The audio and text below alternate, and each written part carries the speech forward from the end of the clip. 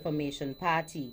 Regionally, catastrophic flooding devastates Trinidad and Tobago. Internationally, Saudi Arabia says journalist was murdered. And in sports, Rangana Herath to retire after England Test Series opener. We'll have the details to these and other stories after this message.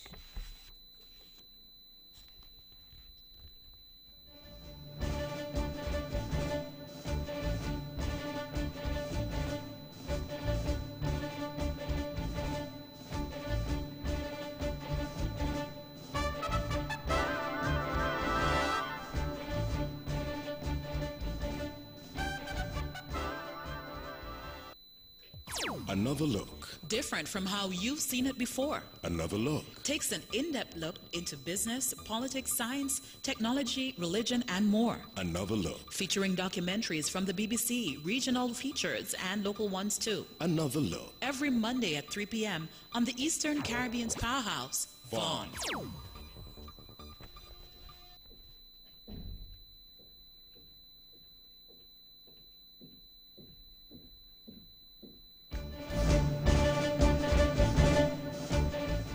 Welcome back, and now the national news in detail. Former president and leader of the Nevis Reformation Party, Honorable Joseph Parry, delivered what he said was his final address as leader of the party to members and supporters at the party's convention on Sunday, 21st October 2018. Mr. Parry, who took over the leadership of the party in 1992, called for what he said is a new beginning for the party. Mr. Parry also gave those gathered an idea of what he will be doing post-retirement. It is my desire, with the help of God, to record the lives and achievements of the members of the Nevis Reformation Party from the beginning to when we went into government up until today. I am going back to what I started life with, not teaching, but writing, because I do love to write. And since not many people like the idea of writing, putting down the history of this country or any country in the Caribbean, I will start the ball rolling. And I want the record to be fair and the record to be good. He also urged the new leadership to be cautious of the would-be financiers of the party. To the new leaders, they will come. They'll come with their gifts, not like the wise men of the East, but like wolves in sheep clothing. And you tell them, you embrace them. You tell them they will benefit, but they must not seek to own this party. Former president and leader of the Nevis Reformation Party, Honorable Joseph Parry. The Nevis Reformation Party now has a new president and party leader. Mr. Roberto Hector was elected from a field of two candidates, the other Dr. Kelvin Daly, at the party's convention held on Sunday, 21st October. Mr. Hector replaces Honorable Joseph Parry, who led the party from 1992 for some 26 years. Mr. Hector became parliamentary representative for Nevis 1 St. Paul's following the 2006 Nevis Island Assembly elections, but lost to newcomer Honorable Spencer Brand of the Concerned Citizens Movement in the December 2017 Nevis Island Assembly elections, which the CCM won 4 seats to 1. Mr. Hector takes over the leadership of the party less than 2 years before the federal elections and less than 4 years before a Nevis Island Assembly election. The VON Newsline spoke with Mr. Hector shortly after his election to the top position. We are at this point having the convention, but yes, there would have been a lot of work that was put into the party. We have a strategic plan, we have a brand new constitution, and we are moving forward. Our first order of business is to interact with our supporters, interact with the voters, and make sure that we are clear in our minds as to what are the issues that they are facing. And those are the issues that we will be campaigning on. New leader of the Nevis Reformation Party, Mr. Roberto Hector. Dr. Kelvin Daly has been elected first vice president of the party. In related news, unconfirmed reports reaching the VON Newsline indicate that Dr. Kelvin Daly had resigned from the position of first vice president of the Nevis Reformation Party. The VON Newsline contacted Dr. Daly, and this is what he had to say. That's news to me. If you're telling me people saying it, I don't know where to get it from. There are people who are going to be looking to everyone like that, that people thrive and things like that. So I can't control what people write or what people say. But I was elected last night. As far as I'm concerned, I'm still the vice president. Newly elected first vice president of the Nevis Reformation Party, Dr. Kelvin Daly. The general public is being urged to protect the coastal areas and discard of their garbage properly. The appeal from Permanent Secretary with Responsibility for Environment, Alistair Edwards, following the recent national coastal cleanup of various beaches in St. Kitts. The Permanent Secretary added that with the amount of plastics found on the beaches, it is important for the Department of Environment to step up its awareness and educational campaigns against plastics. The National Coastal Cleanup is an initiative by the Department of Environment that seeks to sensitize the general public on the importance of keeping the coastal areas clean. Every year, 30 students from all the secondary schools, as well as the Clarence Fitzroy Bryant College and the Immaculate Conception Catholic School, journey to the beaches to contribute to the national effort. The Department of Environment continues to host the coastal cleanup in an effort to bring awareness about the consequences and issues related to litter and marine debris. It is part of a wider international event hosted every September by Ocean Conservancy, an international organization based in Washington, D.C. Leader of the opposition and St. Kitts Nevis Labour Party, SKNLP, Dr. the Honorable Denzil Douglas, has debunked the recent release of the results of Cadre's public opinion survey by regional pollster Peter Wickham. Dr. Douglas rejected the press release as laughable, given its many obvious flaws. Outlining several reasons why he considered the survey to be invalid, Douglas pointed first to the date of the poll. In his view, the survey was conducted in May or June of 2018, almost 6 months ago, and it is entirely unacceptable that a poll done in May for this year is only now being reported on. Of the 1,000 people who were interviewed for the poll, 440 of them did not respond. This significantly reduced the sample size to just 560, which is not sufficiently representative of a population of 50,000 people, he asserted. He noted that the poll did not ask respondents directly who they would vote for. The SKNLP also rejected the poll results as biased, unprofessional, and useless. Wickham's press release claimed to have surveyed 1,000 persons across the Federation and concluded in the main that the Prime Minister, Dr. Timothy Harris, is the preferred leadership option of the majority of the electorate, as well as being the most popular within the Team Unity Coalition government. The 2019 Budget Estimates Committee meetings wrapped up October 18th after 4 days of thorough and in-depth discussion between members of the Federal Cabinet and senior-level government officials that will help shape the 2019 budget.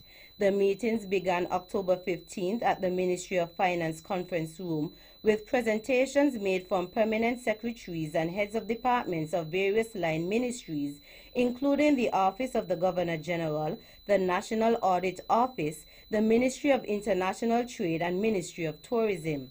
The pre-budget meetings, which were originally scheduled as a 3-day affair, extended into a 4th day after Cabinet, while exercising diligence throughout the entire budgetary process, requested additional information from several line ministries in order to ensure the production of a comprehensive 2019 budget estimates. The pre-budget meetings, which are de facto meetings of the Cabinet, were chaired by Prime Minister and Minister of Finance, Dr. the Honorable Timothy Harris. The Ministry of Finance is now expected to prepare the actual budget for the approval of the Honorable Minister of Finance and Chairman of Cabinet, after which it will be tabled in Parliament for debate. Stratagems have been announced by the St. Kitts and Nevis National Carnival Committee to enlarge St. Kitts and Nevis Sugar Mass 47 to include the usual popular events such as beauty pageants and calypso shows. That's according to Chairman of the St. Kitts and Nevis National Carnival Committee, Noah Mills. It is also understood that the plans will add activities that cater to all groups in society. Mr. Mills said participants will see some surprises and new events during this year's carnival season. Some new and innovative fetes will also be introduced to the list of the usual carnival activities. Moreover, he said the Haynes Smith Caribbean Talented Teen in particular is slated on the calendar of activities. Members of youth groups that are registered with the Department of Youth Empowerment in St. Kitts will have an opportunity to learn new skills that can be used to literally save a person's life. The department is teaming up with the St. Kitts Nevis Red Cross Society to host first aid and CPR certification training.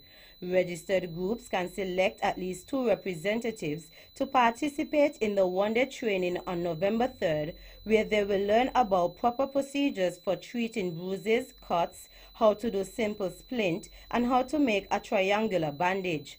Topics are also expected to cover how to assist during cases of asthmatic attacks or seizures.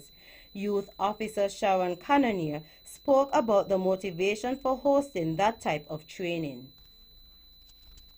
What we're trying to do, along with our youth staff, is get at least 35 persons certified at this point in time, and then later on we're going to go on to get other persons from the group certified. So at any given time you may have at least 4 persons in any group that are certified in CPR and first aid training. Ms. Cannonier noted that having an increased number of certified first aid and CPR individuals will be good for the society.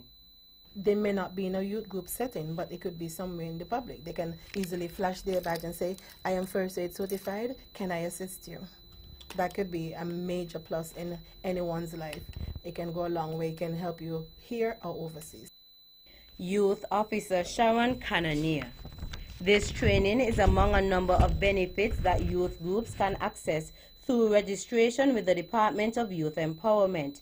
In addition to participating in training courses, they can gain technical and some financial support from the department, be kept up to date with local, regional, and international grant funding opportunities, and apply for duty concessions for materials or equipment for club purposes. Prime Minister Dr. the Honorable Timothy Harris has extended sympathy and support to the Republic of China Taiwan on Monday, October 22nd, its leadership and people, following Sunday's fatal train crash, which has left at least 18 people dead and more than 180 others injured. He was quoted as saying, "Please accept our deepest and heartfelt condolences. We pray for the bereaved families and loved ones of persons who were killed, and our hearts go out to the families and loved ones of those who are missing and believed to be trapped, as we offer prayers for their safe rescue." Prime Minister Harris added that he joins Taiwan's president in calling for a swift and clear probe of the crash, which is the country's worst train accident in nearly 3 decades. The Prime Minister of St. Kitts and Nevis further noted, "My government and I take this opportunity to record our immense appreciation to the Republic of China Taiwan for its substantial support to our nationals who have been afforded scholarships to study a wide range of specialties in Taiwan." St. Kitts and Nevis's close and mutually beneficial friendship with the Republic of China Taiwan began in 1981 with an agricultural cooperation agreement and deepened in 1983 when diplomatic ties were formalized. The Ministry of National Security is once again receiving financial support for its programs from the government of the Republic of China Taiwan. Resident Ambassador of the Republic of China Taiwan to the Federation of St. Kitts and Nevis, His Excellency Tom Lee, presented a US $250,000 check to the government on October 19th that will facilitate the continuing of 2 significant projects. The first initiative focuses on preparing 6th grade students from our primary schools to make a smooth transition to secondary schools by improving social skills and character development. Crime reduction specialist Dr. Niels Chaitan is also spearheading a program called Men of Integrity, which offers special training sessions to men in society to become mentors in their respective communities. Friday's donation will also be used in support of the Royal St. Christopher and Nevis Police Forces community policing initiatives, which involve the Teen and Police Service TAPS Academy, as well as the Successful Explorers community youth groups. Currently, the Ministry of National Security has launched explorers groups in the Mullfield, Molyneux and Phillips's Village, St. Paul's, St. Peter's, Shadwell and Keyon. The World Health Organization, WHO, has removed its Zika virus country classification scheme from St. Kitts and Nevis and the other countries in the region. The scheme had categorized most of the Caribbean territories as having active Zika virus transmission. This removal of the mosquito-borne virus by the WHO comes on the heels of data released by the Caribbean Public Health Agency, CARPHA, giving evidence that the Zika virus transmission in the Caribbean had been interrupted for over 12 months or was at undetectable levels, thereby posing very little risk to residents and visitors to the region. This evidence was used by CARICOM to pen a letter to the WHO Director General calling for the immediate reclassification of CARPHA member states from Category 1, having active Zika transmission, to Category 3, having no Zika transmission, arguing that the classification system had outlived its useful purpose.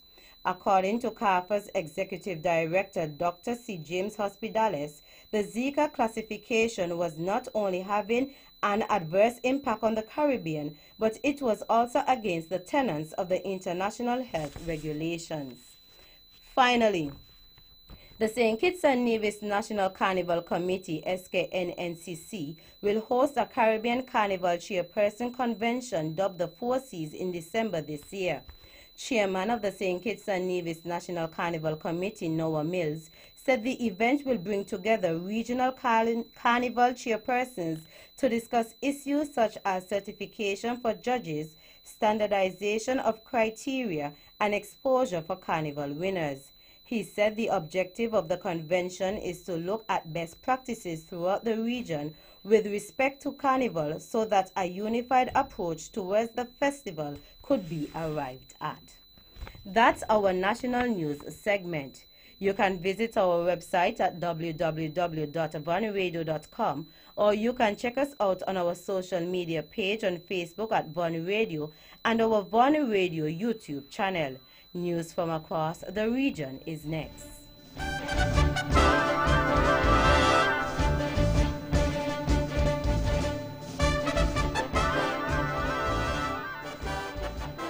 Home. It means something different to everyone. It's a place you love, a place as unique as you are, a place where you can be yourselves, a place for life's big surprises, and not to mention the small ones. Moments to cherish and moments that last a lifetime. It's a place for nurture and a place where you can grow together. It's home. So whether you're building, purchasing, or renovating, the Bank of Nevis is here to open the door, giving you the confidence to dream and the help you need to get there with a mortgage loan from the Bank of Nevis. The Bank of Nevis Limited, improving the quality of life.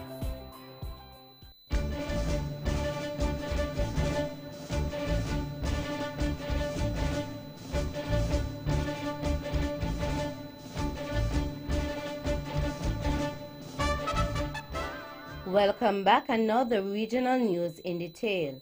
In Trinidad and Tobago, a very active rainy season has left hundreds of residents stranded in their districts and homes, with just as many seeking shelter on higher grounds from massive flooding ravaging the countryside. According to a statement from the Ministry of Rural Development and Local Government, seasonal rainfalls by an active intertropical convergence zone (ITCZ) and a tropical wave has caused heavy rain and constant rainfall to affect just over 80% of Trinidad and Tobago.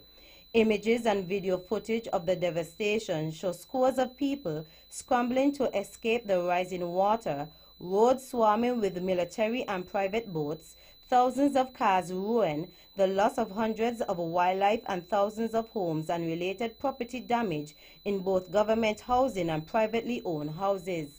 There have been no confirmed deaths from the flooding thus far.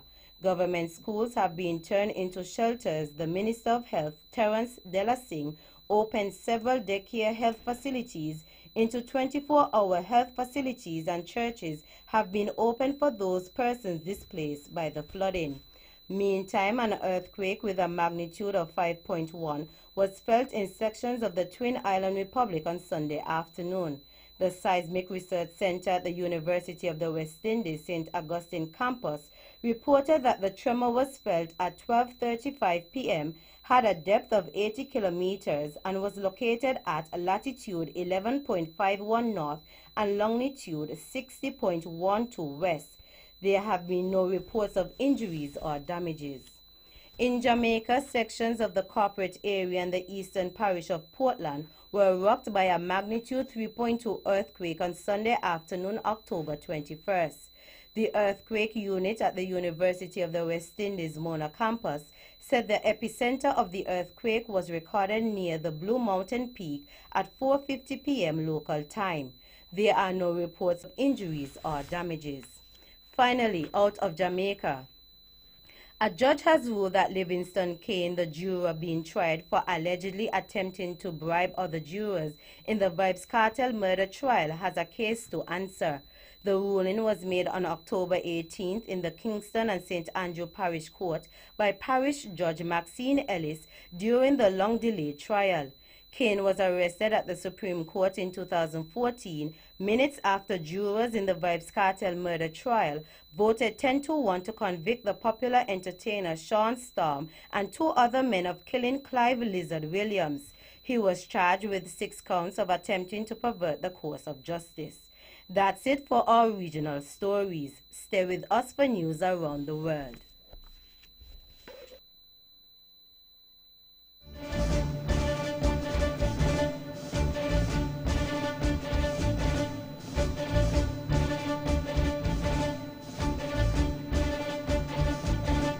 Welcome back, and the international news in detail.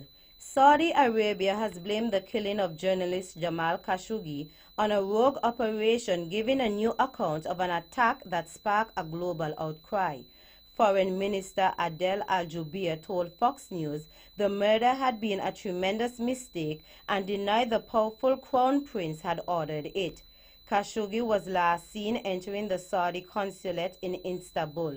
The Saudis, under intense pressure to explain Khashoggi's whereabouts, have offered conflicting accounts. They initially said he had left the Saudi consulate on 2nd October, but on Friday admitted for the first time he was dead, saying that he had been killed in a fight. Politicians have condemned vile and violent language used against UK's Prime Minister Theresa May over her Brexit negotiations. The Prime Minister's official spokesman said personal vitriol has no place in our politics. Robert Watson gives us more. To this, the moment is coming when the knife gets heated, stuck in her front and twisted. She'll be dead soon. The words of one unnamed Conservative. She should bring her own noose. The views of another. Both enthusiastic Brexiteers who feel Theresa May is making a bad job of leaving the EU. Many other MPs and Downing Street have called such language dehumanizing and wrong. It's all a grim reminder of the passion and division, and some might add poison, that's been dripped into the Conservative Party and the country beyond by the continuing debate over Brexit. Finally, President Donald Trump has said the U.S. will begin cutting off foreign aid to Guatemala, Honduras, and El Salvador over the unfolding migrant crisis. Mr. Trump criticized the countries on Monday for allowing people to leave the region and come illegally to the U.S. With weeks left before the elections, Mr. Trump also urged people to blame Democrats for the border crisis, saying, "Remember the midterms." The caravan of thousands is now making its way through Mexico towards the U.S. In 2017, Guatemala received over $248 million in U.S. aid. The same year, Honduras received $175 million and El Salvador $115 million, according to the U.S. Agency for International Development. Mr. Trump accused the migrants of trying to illegally enter the U.S., but many of the families traveling towards the border are seeking asylum. That brings us to the end of our news segments. The latest in sports is next.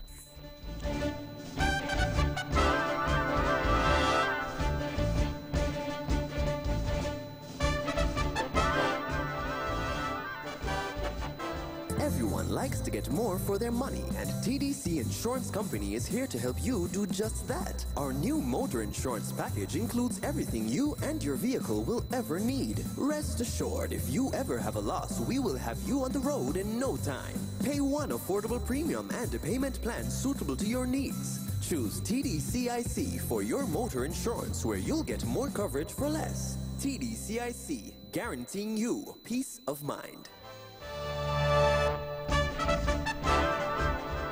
Welcome back. Another sports in detail. In cricket, Sri Lanka spinner Rangana Herath, the most successful left-arm bowler in Test cricket, will retire after November's first Test against England in Gully. The 40-year-old has taken 430 wickets in 92 Tests, which puts him 10th on the all-time list of wicket takers in the longer format of the game. Herath will retire at the same venue at which he made his debut 19 years ago. Sri Lanka cricket chief Ashley De Silva said Herath's retirement would be a big loss for Sri Lanka cricket. Herath, who played for Hampshire and Surrey in county cricket, has 34 5-wicket hauls to his name and has taken 10 wickets or more 9 times. Sri Lanka's first Test in the 3-match series against England starts on Tuesday, November 6. In local cricket, in the sports department tape ball cricket tournament, SDA Jets beats Highlight by 60 runs on Sunday.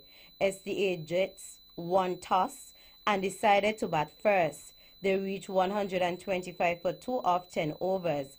Highlights reply with 65 for 5 in 10 overs. On Saturday, All Stars beat Empire by 8 runs. All Stars 68 for 2 of 10 overs, Empire 60 for 6 of 10 overs. That's it for the sports segment. The general weather forecast is next.